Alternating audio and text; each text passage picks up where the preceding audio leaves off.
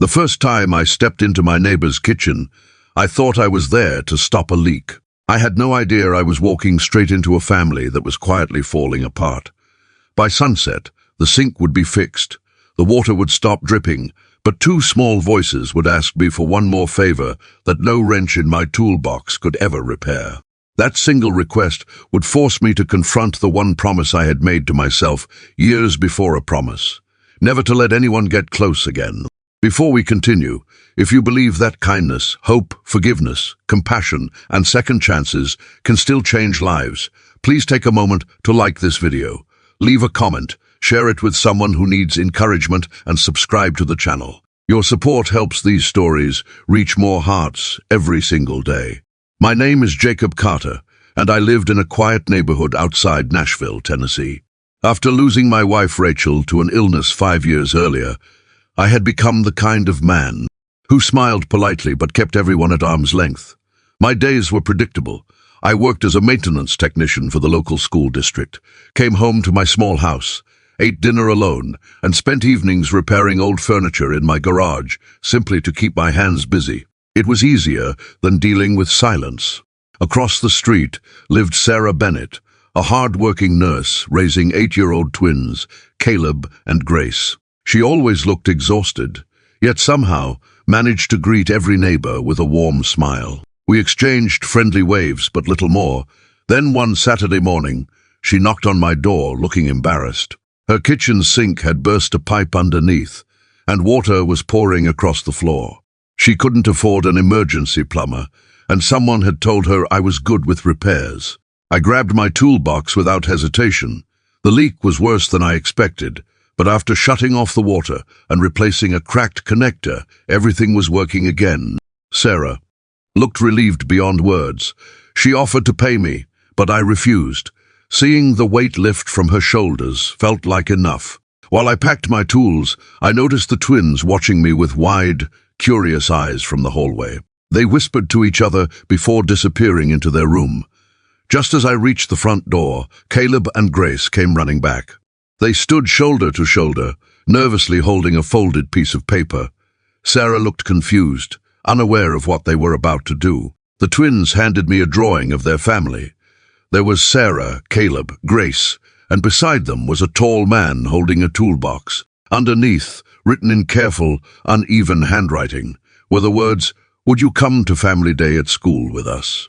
Everyone else has someone. The room suddenly felt smaller. My chest tightened as memories I had buried came rushing back. Years ago, Rachel and I had dreamed of having children.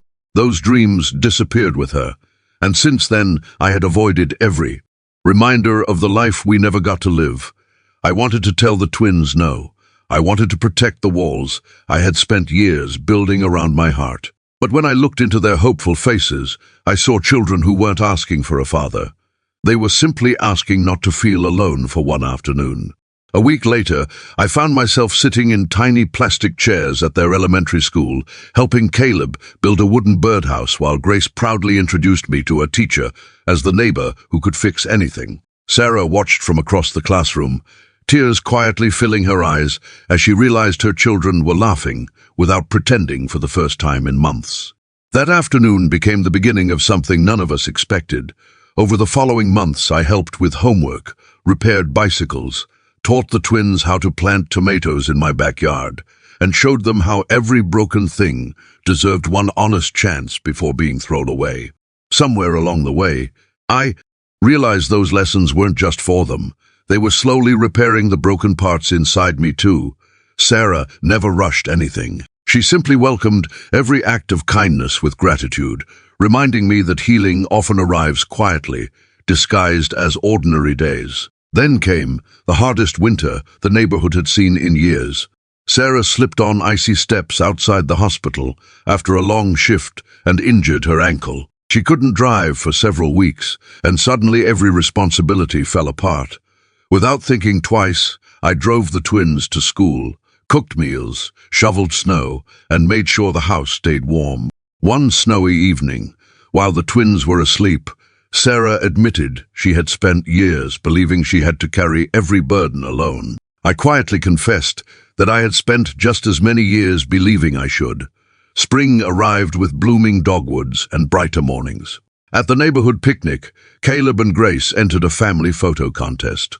When the organizer called for their picture, the twins grabbed Sarah's hands and then reached for mine without asking permission. The photographer smiled, counted to 3, and captured a moment that none of us had planned. It wasn't perfect, it wasn't traditional, but it was real.